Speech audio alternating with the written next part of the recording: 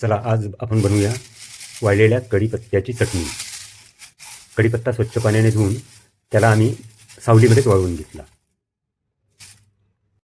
कढीपत्त्याच्या चटणीसाठी हा डाळवा, जिरं, शेंगदाणे, लसण, तीळ, मिरची आणि धने आणि हे आमसूल पावडर पण घेऊन घेतलं आहे.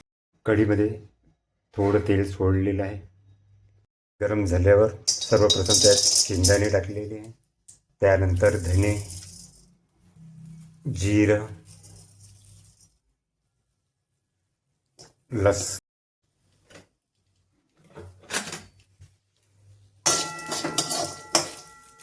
4 ते 5 मिनिट त्यांना कढईमध्ये चांगलं फिरवून घ्यायचं.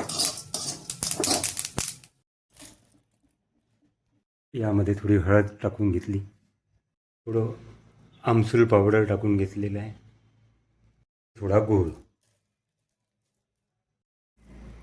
मीठ,